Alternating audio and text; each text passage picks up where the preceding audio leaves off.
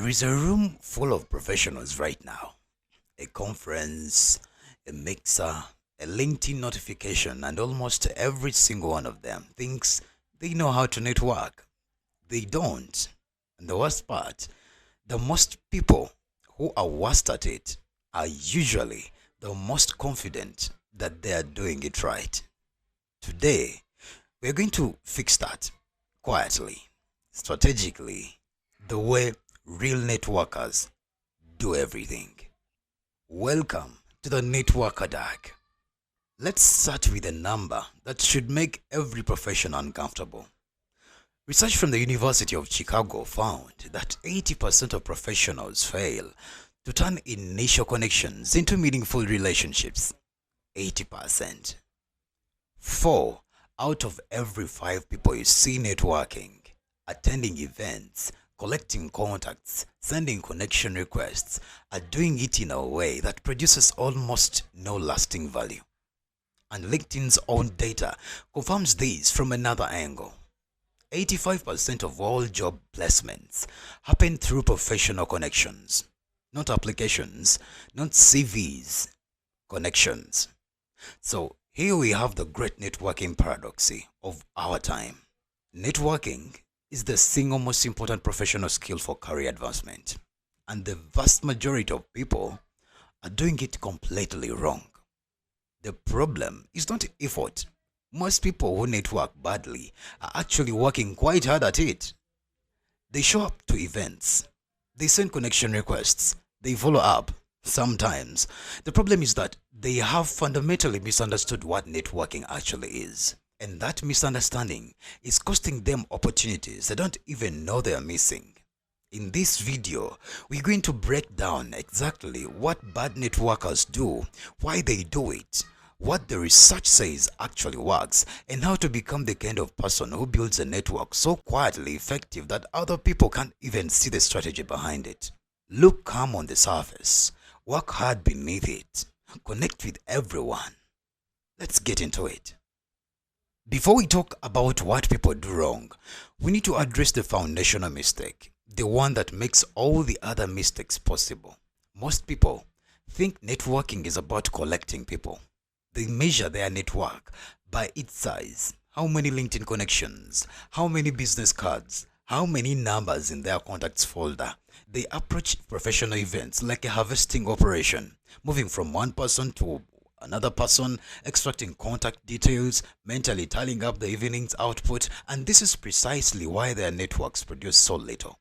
A network is not a collection of names. A network is a system of relationships, and relationships, real, useful, career-defining relationships, are not built through collection. They are built through consistent, genuine, mutual investment over time. Research on professional relationship formation is very clear on this point. The quality of a professional connection, its durability, its usefulness, the likelihood that it will produce actual career opportunities is determined almost entirely by what happens after the initial meeting, not during it. The business card in your pocket is not a relationship. The LinkedIn connection you made last Tuesday is not a relationship. These are the beginning of possibilities, but only if you treat them that way. Most people don't. Most people collect and move on, wondering quietly why their network never seems to produce anything. The strategic networker understands this from day one. They are not an event to collect, they are there to begin. And every connection they make is the start of a deliberate, patient, long-term investment. The mental shift from collection to cultivation is the single most important upgrade a professional can make in how they approach their network. Now, let's be specific. Because you're doing it wrong, it's not useful without understanding exactly where the breakdown happens. Here are the 5 most important and most damaging networking mistakes professionals make. And as you listen, be honest with yourself about how many of these sound familiar. Mistake number 1. Only networking when you need something. This is the most widespread and the most self-defeating networking habit there is. Most professionals treat networking as an emergency service. something to call upon when they are in need of a job, need a client, or need a referral. And the problem with this approach is both practical and psychological. Practically, relationships that are dormant for months or years are then suddenly activated with a request that feel transactional to the other person because they are. When someone you haven't spoken to in 2 years suddenly appears in your inbox asking for a favor, what do you feel? Mild irritation at best. The request signals clearly that the relationship only matters to them when they need something. And people remember that. Psychologically, when you only network out of desperation, you show up to interactions visibly needy. Neediness repels the very people you most want to attract. The most valuable contacts in any industry, the ones with real influence, real connections, real opportunities to share, are drawn to people who appear to be doing well, thinking broadly, and offering value. They are not drawn to people who are quietly radiating anxiety about their job security. The research backs this completely. Psychology Today's analysis of professional networking behavior found explicitly that networking only when you have to means you will likely be anxious and stressed, and be more focused on what you need from your network than on what you can offer it. The antidote is simple in principle and difficult in practice. Network consistently long before you need anything. The connections you build during periods of strength will carry you through periods of vulnerability. Mistake number 2: talking more than you listen. Walk into any networking event and watch carefully. You will see it everywhere. The person who launches into their elevator pitch before the other person has finished their opening sentence. The professional who steers every conversation back to what they do, what they are working on, what they are looking for. Here's what the research on first impressions in professional settings consistently finds. People do not remember what you said about yourself nearly as well as they remember how you made them feel. And how do people feel when someone genuinely listens to them? When they ask thoughtful questions, remember what you said, and show real curiosity about your work, they feel valued. They feel interesting, and they associate that feeling with you. The paradox of self-promotion in networking is that the more you talk about yourself, the less memorable you become. The person who asks brilliant questions, who listens without interrupting, who says, "That's fascinating, tell me more about that," they stand out in a sea of self-promoters.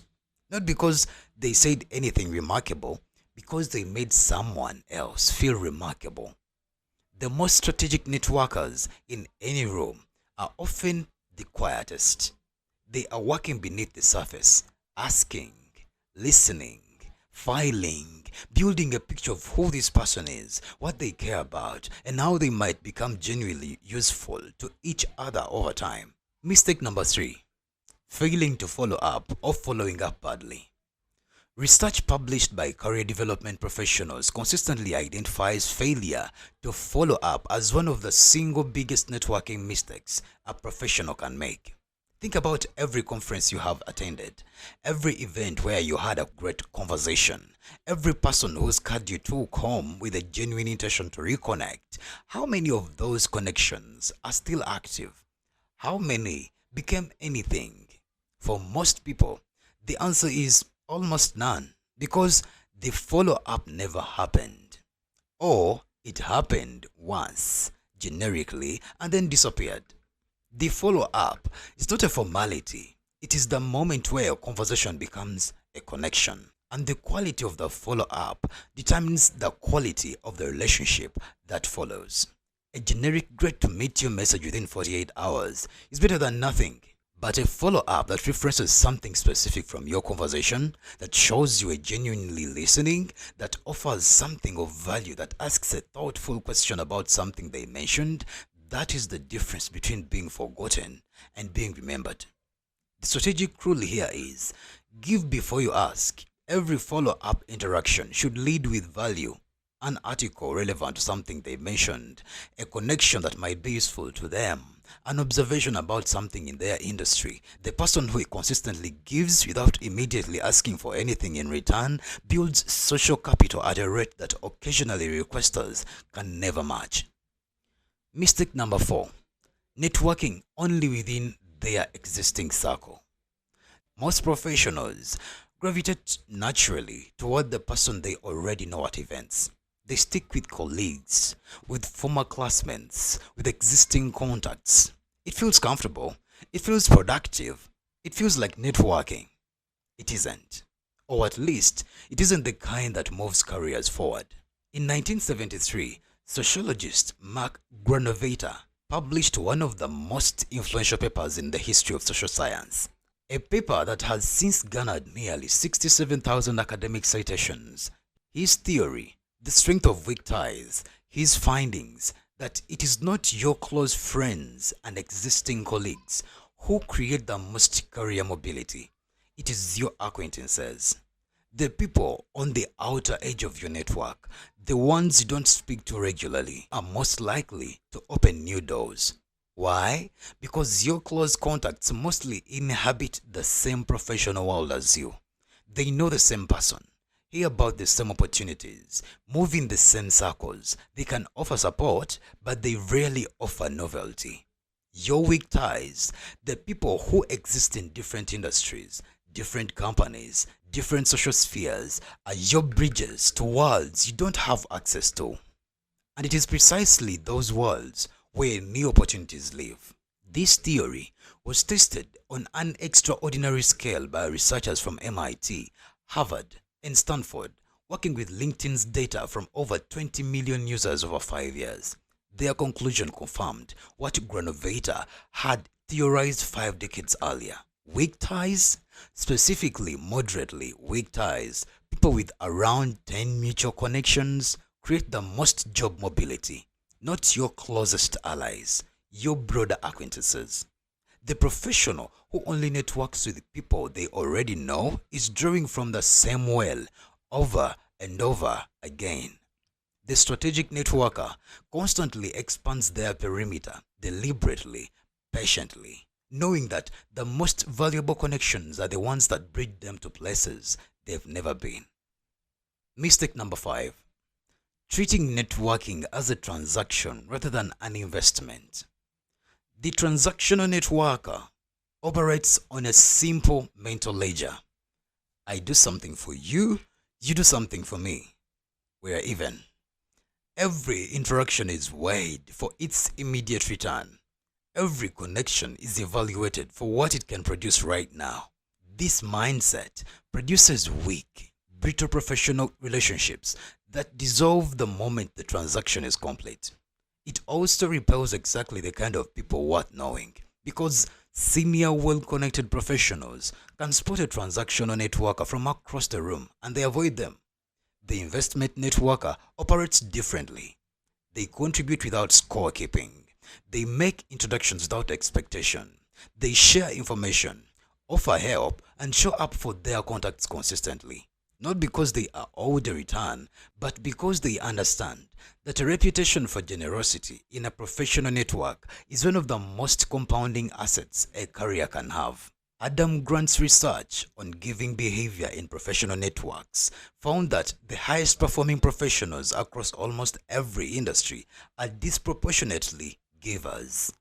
People who contribute more than they take, not because generosity is morally superior, because in a world built on relationships, reputation for generosity is the foundation of real professional power. So, if most people are doing it wrong, what does right actually look like? Because this is where theory has to become practice. And the practice of great networking is more quieter, more patient, and more systematic than most people expect. Great networkers treat their network like a living system that requires regular care. They don't wait for a reason to reach out. They create reasons. They share relevant articles. They make introductions between people who should know each other. They send a brief message when they see that someone in their network has achieved something worth celebrating. These are small gestures. They take minutes, but their cumulative effect over months and years is the construction of a professional reputation that opens doors automatically. Great networkers are radically specific in their outreach. When they reach out to someone new, whether cold or warm, they do their research. They know what the person has worked on, what they care about, what kind of question is likely to engage them rather than exhaust them. Generic outreach gets ignored. Specific, thoughtful, effort demonstrating outreach gets responses every time. Studies on professional cold outreach confirm this consistently. Praising someone's specific work or effect is dramatically more effective than generic compliments or blanket requests. The effort invested in research before reaching out is not just courtesy, it is strategy. Great networkers build in two directions simultaneously. They invest time in senior relationships, mentors, experienced professionals in their field, people who have been where they want to go, and they invest equally in peer and junior relationships. Colleagues at their level or below, people who are early in their careers but moving fast, both directions matter. Senior contacts provide perspective, sponsorship, and access.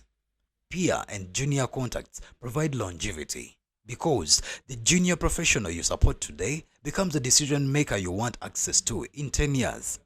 The most powerful professional networks are not shaped like a ladder, they are shaped like a web, dense in all directions. Great networkers follow up with precision and consistency. They have a system, not a complicated one, but a system. They know roughly how often they want to touch base with key contacts.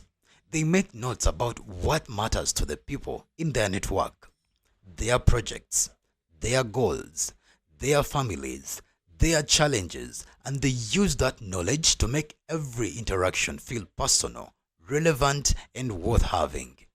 This is what looking calm on the surface actually means.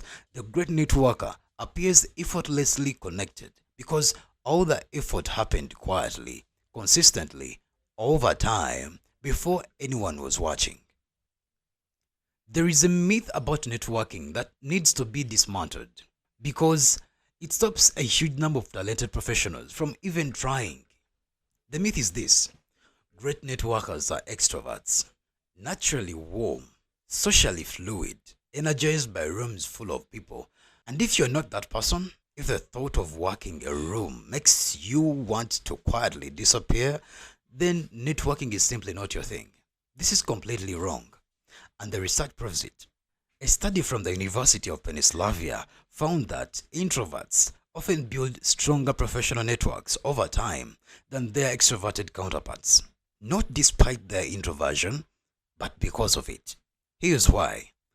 The qualities that define introvert behavior in social settings: deep listening, careful observation, preference for one-on-one conversation over group dynamics, thoughtfulness before speaking, are precisely the qualities that build strong professional relationships. An introvert in a one-on-one conversation is not a disadvantage. They are in their element.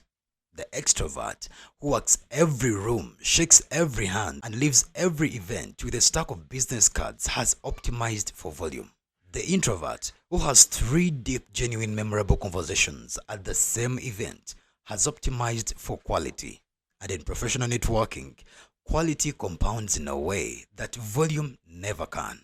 The adjustment for introverts is not to become someone they are not. It is to play their natural strengths. Go deep rather than broad. Prepare thoughtful questions in advance. Follow up with the warmth and specificity that extroverts often skip. Build online, LinkedIn, written communication, content, where the introvert's thoughtful, considered communication style is a powerful advantage. The best networkers are not the loudest people in the room. They are the most intentional.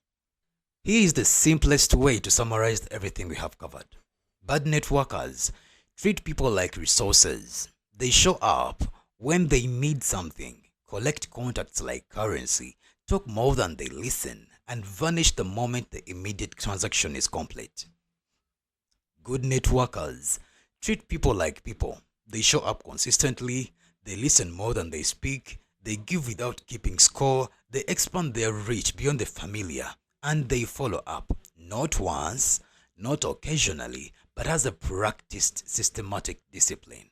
The difference between these two approaches is not talent, it is not personality, it is not being born an extrovert, it is understanding one simple truth.